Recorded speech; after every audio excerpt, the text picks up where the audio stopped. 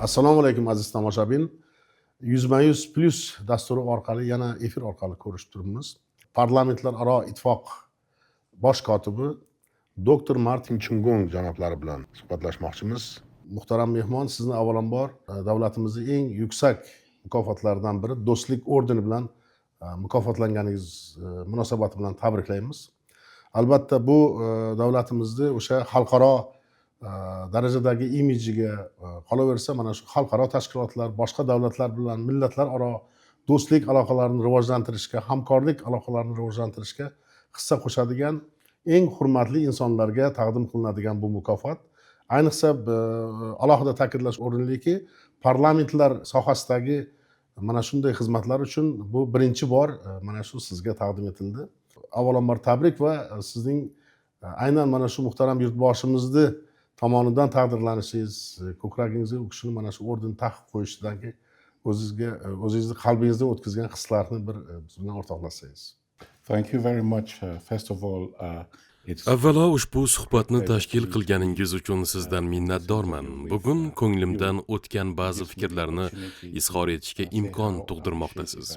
Avvalo men O'zbekiston va bu ajib yurt rahbariyati bilan muloqotlarimni katta mamnuniyat bilan qayd etmoqchiman. Siz janob prezident Shavkat Mirziyoyev tomonidan menga berilgan yuksak baho va e'tirofni tilga oldingiz. Men bundan behad baxtiyorman. Do'stlik va hamjihatlik, o'zaro hurmat, hamkorlik ramzi sifatida menga ko'rsatilgan bu e'tibordan boshim osmonga yetdi. Bu yuksak e'tirof zamirida bizning birgalikda O'zbekiston va uning parlamentining jahon miqyosidagi nufuzini oshirish yo'lida qilgan ishlarimiz e'tiborga olindi deb hisoblayman. Bu so'zlarni aytar ekanman, hayolimdan o'tayapti. Men parlamentlararo ittifoq bosh kotibi etib saylangan kunim menga ishonch bildirganlarga qarata barcha a'zo parlamentlar bilan mustahkam aloqani yo'lga qo'yishni va'da qilgan edim. Men hech qaysi parlamentga ustuvorlik bermasdan, ularning hammasi bilan hamkorlik qilishni, parlamentlararo ittifoqning nufuzini oshirishni, unga asos solganlar orzu qilgan maqsadlarni, ya'ni dunyo rivoji va tinchligi yo'lida parlamentlararo muloqot va diplomatiyani ilgari surishni maqsad qilgan edim. Men shuni ko'rdimki, bu maqsadlarim O'zbekiston prezidenti muhtaram Shavkat Mirziyoyevning mamlakat uchun tutgan yo'nalishi bilan hamohang. Ikkimiz ham deyarli bir vaqtda rahbarlik lavozimiga kelganmiz. Men 2014-yilda, u kishi esa 2016-yilda. Ammo bizning qarashlarimiz bir-biriga juda yaqin va o'zaro mos tushdi. Men parlamentlararo ittifoqda, u esa parlament rahbariyati orqali O'zbekiston parlamenti va xalqini jahon sahnasiga olib chiqish yo'lida qilgan katta mehnati samarasi va bunda mening kamtarona o'rnimga yuqori baho berilishi meni behad xursand qilgan holatdir. Bu e'tirof menga yanada ko'proq ishlash uchun kuch-quvvat beradi. Parlamentlararo ittifoq bosh kotibi sifatida mening burchim barcha a'zolarning manfaatini ko'zlab ishlashdir. O'zbekiston esa dunyoda namuna bo'la oladigan mamlakatlardan biriga aylandi. Biz juda samarali, sermahsul poydevor ustida ish olib boryapmiz va men janob prezidentingizning aynan shunday mustahkam zamin paydo qila olganini yuksak qadrlayman. Ishonchim komilki, men bu ishonch va e'tiborga munosib bo'lishga harakat qilaman va bu go'zal mamlakatning betakror rahbari bilan hamkor bo'lishda davom etaman. we were working on a very fertile ground. Hurmatli Chungong janoblari, mana siz O'zbekistonga aynan mana shu O'zbekistonda o'tish qaroriga kelingan qadar O'zbekistonda 5 marta mehmon bo'ldingiz. Mana shu yerda bizni parlamentimizni turli jabhalardagi faoliyati bilan bevosita tanishdingiz. Aynan mana shu Toshkentning xalqaro parlamentlararo ittifoqning 150-yubiley assambleyasi mezboni bo'lishiga qaroriga kelishiga asosiy omillar nimalardan iborat bo'ldi? Oh, well, you talked about Ha, siz bu tadbirni yirik voqea deb aytdingiz. Bu albatta shunday. Biz buni yubiley assambleyasi deb ataymiz. 150-assambleyagacha biz 149 ta boshqa joyda bo'lganmiz, lekin Markaziy Osiyoda birinchi bor to'plandik. O'ylaymanki, parlamentlararo ittifoqning yubiley assambleyasini O'zbekiston kabi davlatga olib kelganimiz tarixiy voqea bo'ldi. Siz mendan nega aynan shu yer deb so'rayapsiz? Menimcha bu birinchi navbatda mamlakat rahbariyati faoliyatining parlamentarizmga bo'lgan sadoqatidir. Biz buni prezidentingizning olib borayotgan siyosati, intilishlarida yaqqol ko'rdik. Biz buni O'zbekiston parlamenti faoliyatini tahlil qilganimizda ham ko'rdik. Bu borada O'zbekiston parlamentlari vakillari, mutasaddilarining ham katta mehnati namoyon bo'lganini alohida ta'kidlashni istar edim. Demak, bu davomli sadoqat bizning global parlament hamjamiyatini O'zbekistonga olib kelishimizga asosiy omil bo'ldi. Ikkinchi sabab bu mamlakatingizda turli sohalarda erishilayotgan yutuqlardir.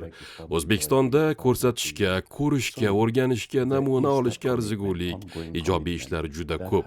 Biz uchun butun dunyo hamjamiyatini shu yerga olib kelish juda muhim edi. Chunki bir tomondan ular O'zbekistonni kashf qilsin, tajriba almashish imkoniga ega bo'lsin. Boshqa tomondan esa O'zbekiston ham global tajribalardan o'rganish imkoniga ega bo'lsin.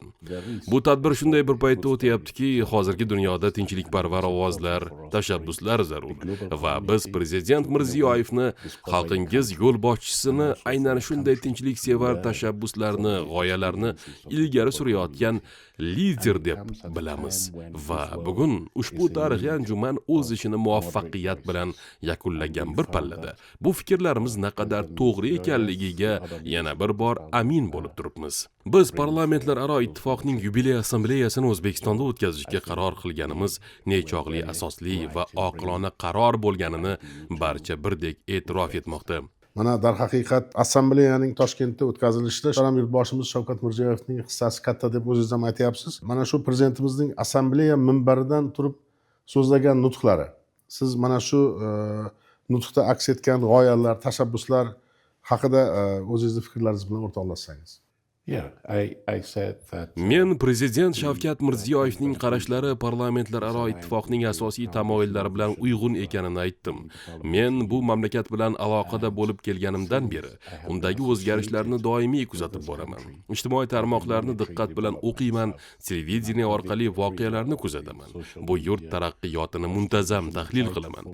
7-aprel kuni assambleya yalpi majlisida prezident Shavkat Mirziyoyev tomonidan so'zlangan nutq esa biz bu inson, uning siyosati va faoliyati haqida ilgari bilganlarimizni yana bir bor tasdiqladi.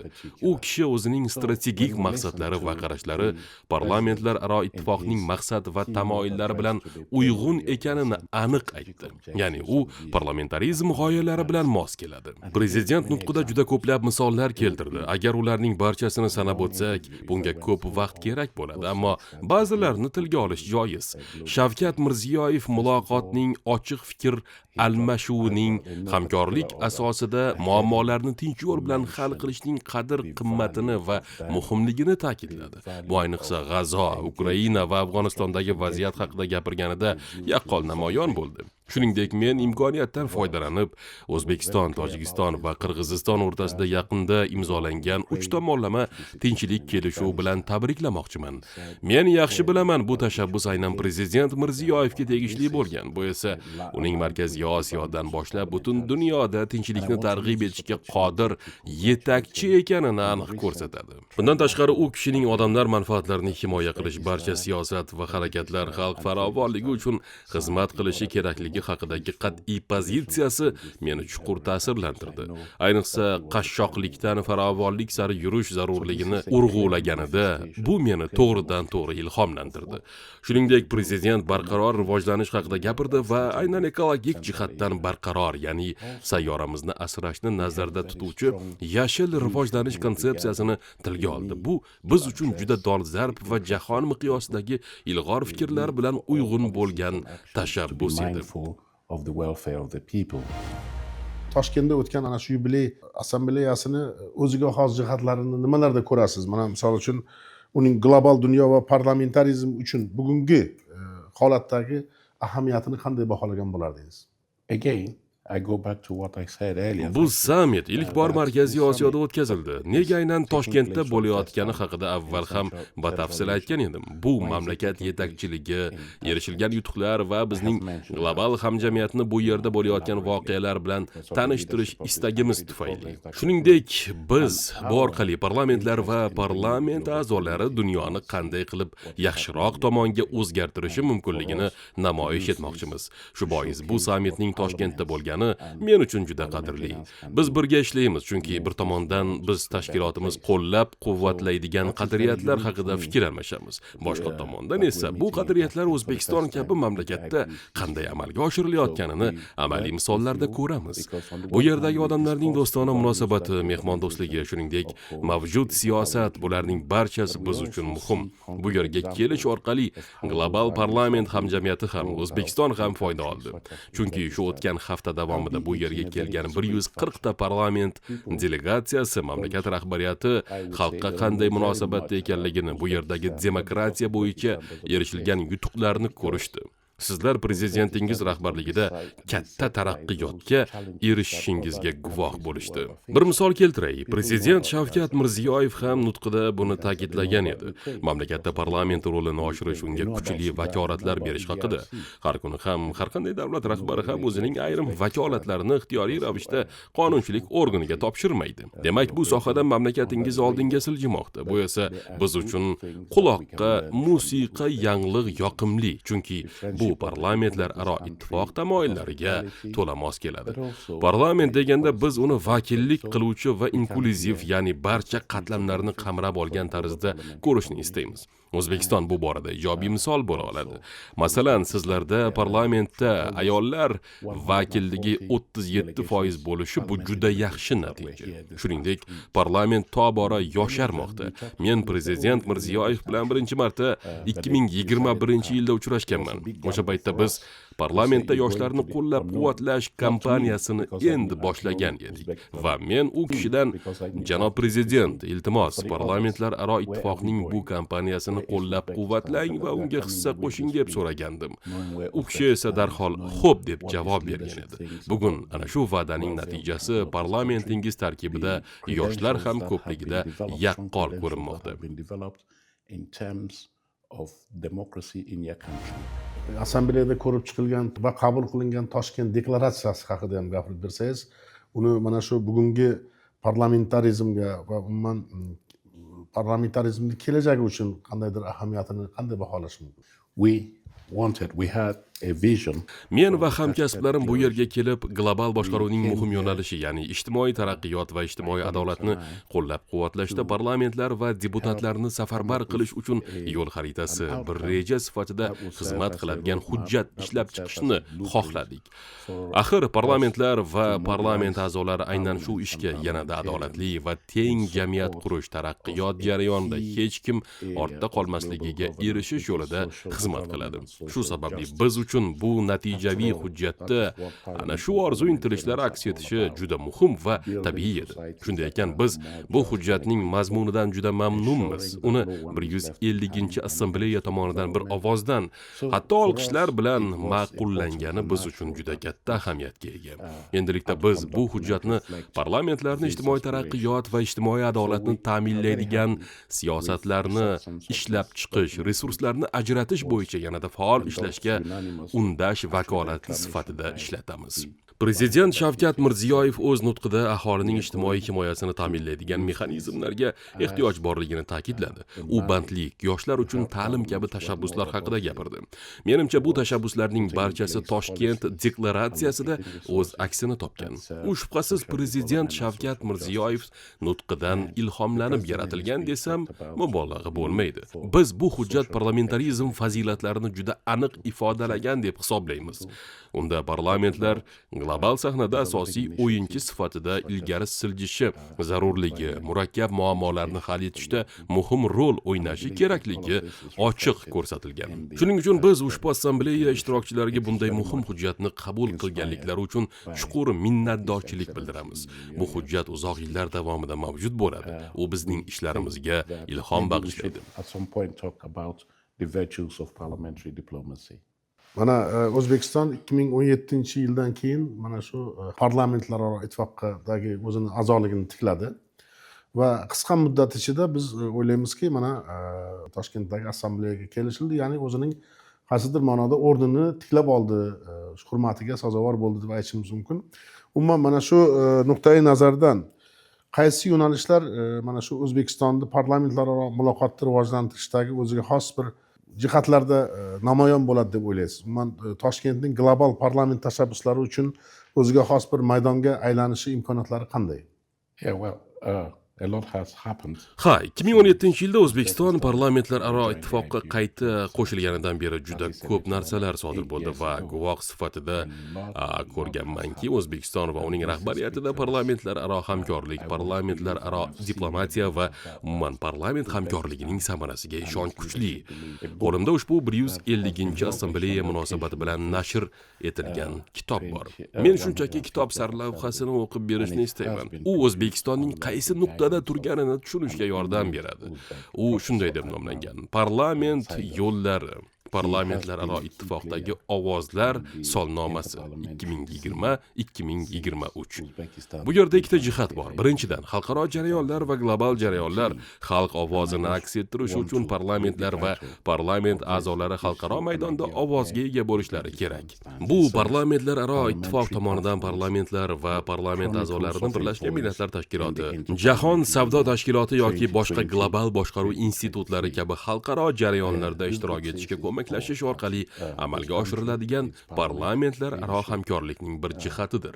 Bu muhim. Chunki natijalar xalq qarashlarini aks ettirishi kerak. Ikkinchi jihat esa parlament diplomatiyasiga taalluqli. Chunki parlamentlar xalqni ifodalaydi. Ular qayerda og'riq borligini biladi. Shuning uchun ular fuqarolar duch kelayotgan muammolarni bilishadi. Ikki davlat urush holatida bo'lsa, aziyat chekadiganlar oddiy fuqarolardir va parlamentlar ana shu fuqarolar manfaatlarini himoya qilishda muhim o'rin tutadi. Shu bois biz parlament diplomatiyasini ilgari surishga alohida e'tibor qaratganmiz. Dunyo bo'ylab turli mamlakatlar parlamentlariga o'zaro muloqot uchun ko'prik qurish imkonini berish uchun.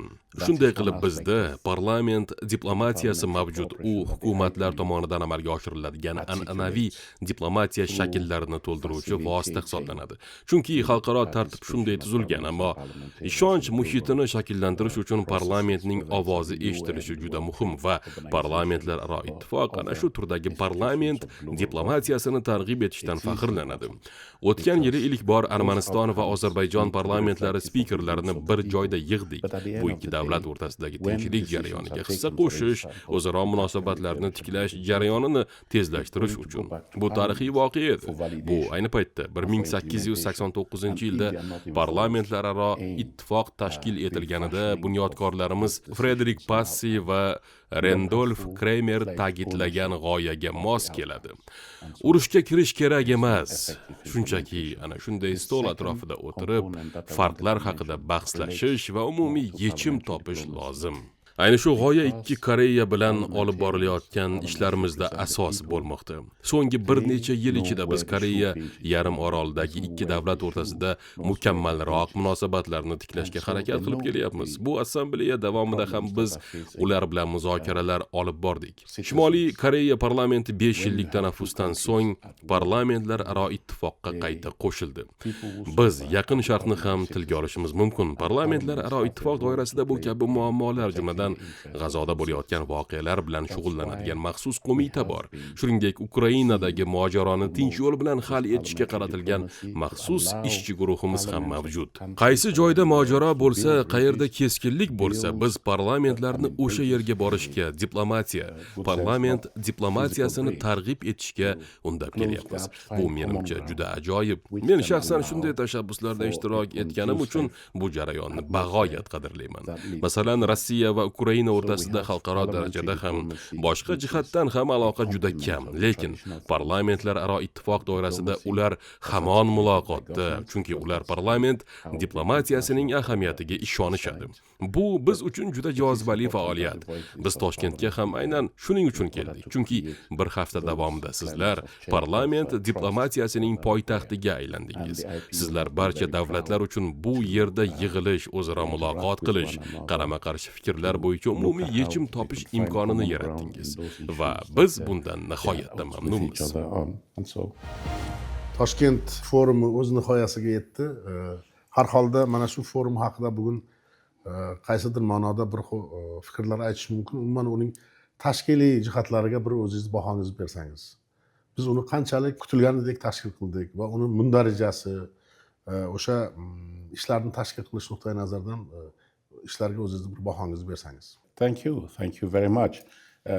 I may tell you a secret. Men sizga bir sirni ochishim mumkin. Janob prezidentingiz bilan bo'lib o'tgan suhbatimizda u kishiga shunday dedim. Janob prezident, oxirgi 1 yil davomida biz O'zbekiston rahbariyati bilan kun-tun ishlab bu yerda Toshkentda assambleyani muvaffaqiyatli o'tkazish ustida harakat qildik va biz bunga erishdik. Hatto hazil qilib aytdim.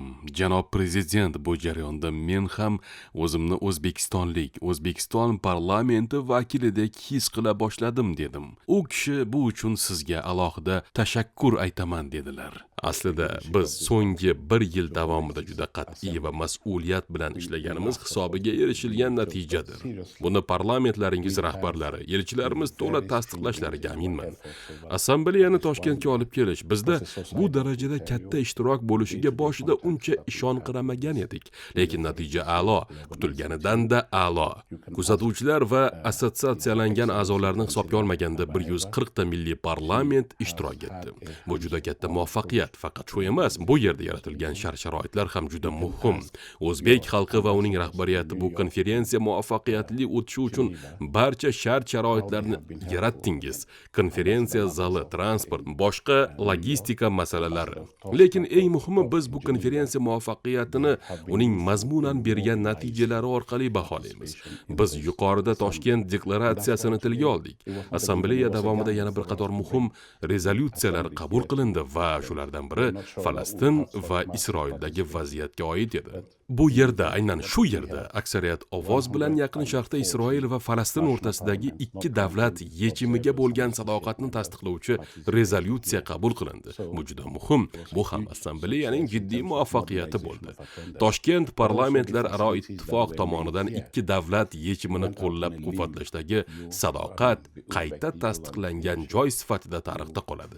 Shu assambleya davomida 70 dan ortiq yondosh tadbirlar bo'lib o'tdi. Eng muhimi, har bir delegat o'zini qiziqtirgan mavzuda ishtirok eta oladigan fikr bildirish va kelgusini belgilash imkoniyatiga ega bo'ldi.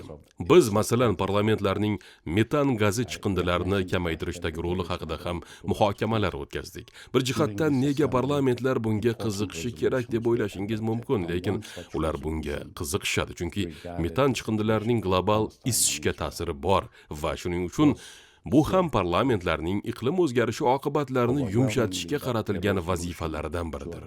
Bu Toshkentdagi assambleya edi va menimcha bu tadbir muvaffaqiyatining asosiy unsurlaridan biri ham aynan shu bo'ldi.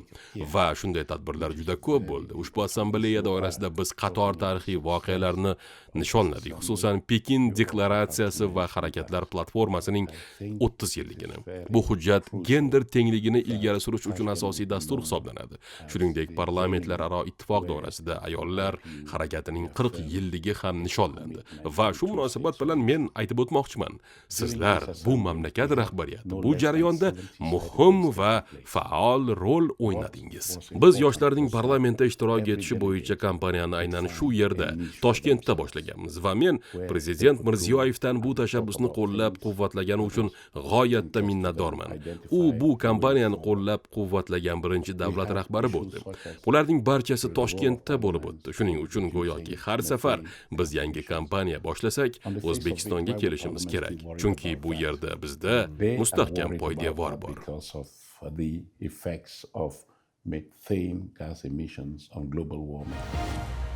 Shu paytgacha bergan intervyularingiz bilan qiziqib ko'rdim. Bir intervyularingizdan birida O'zbekistonda prezidentimiz tashabbusi bilan kambag'allikdan, aholining kambag'al qatlamlarini o'sha kambag'allikdan chiqarish dasturining ahamiyatiga yuksak baho bergansiz.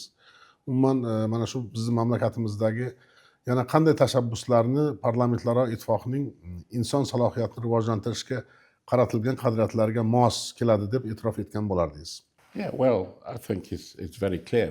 Ha, menimcha bu juda aniq.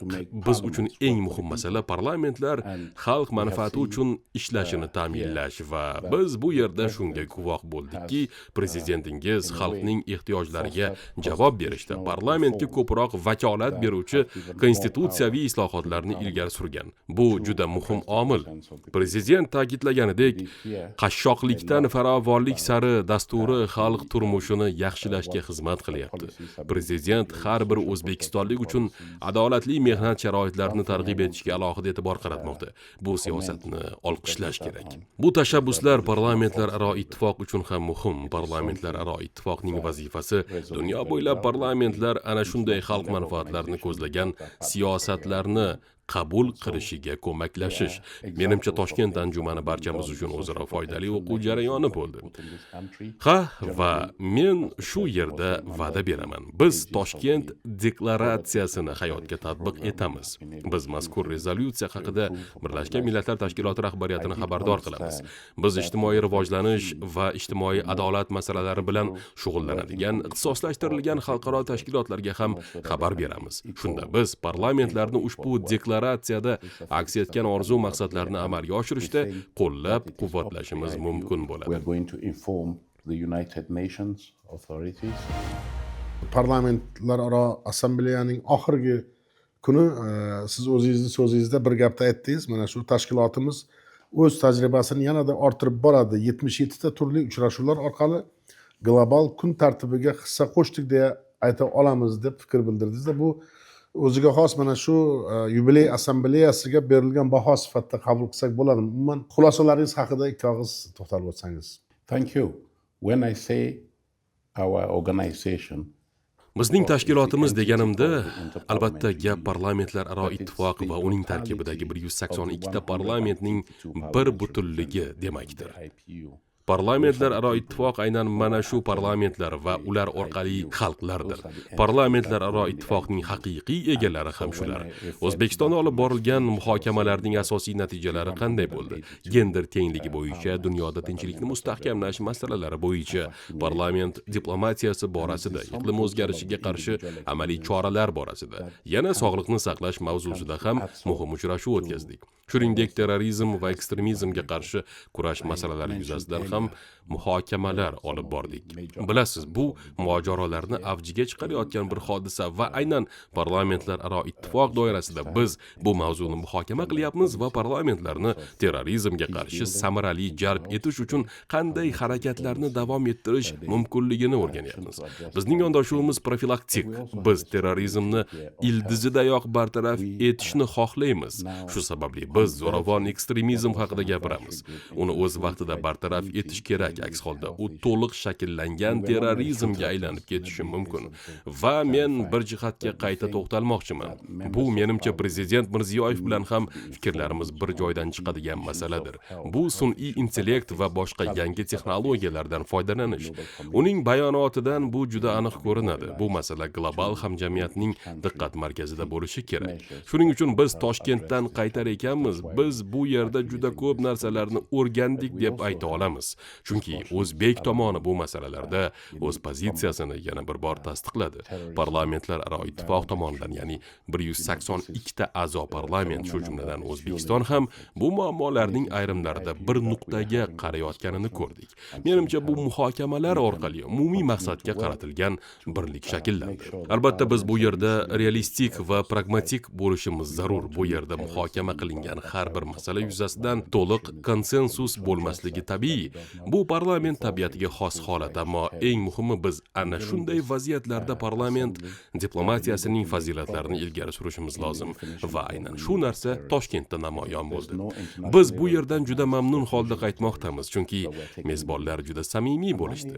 Ular bizning ixtiyorimizga muhokamalarni qulay va munosib muhitda o'tkazish uchun zarur bo'lgan barcha shart-sharoitlarni taqdim etishdi. Shuning uchun to'plangan tajriba deganda faqat logistika emas, balki mazmunan ham, ya'ni insoniyat taqdiri uchun dolzarb bo'lgan masalalar yuzasidan jahon parlament hamjamiyati aqlining yaqinlashuvi ham nazarda tutiladi. Shaxsan men juda xursandman. Toshkentda bunchalik natijalarga erishganimizdan faxrlanaman. Rahmat. Hurmatli janob Martin Chungong, sizga mana shu mazmunli suhbatingiz uchun katta rahmat aytamiz. Aziz tomoshabin, mana 100+ dasturining navbatdagi sonida biz parlamentlararo ittifoq bosh kotibi doktor Martin Chungong bilan suhbatlashdik. Yana efir orqali ko'rishguncha xayr, salomat bo'ling.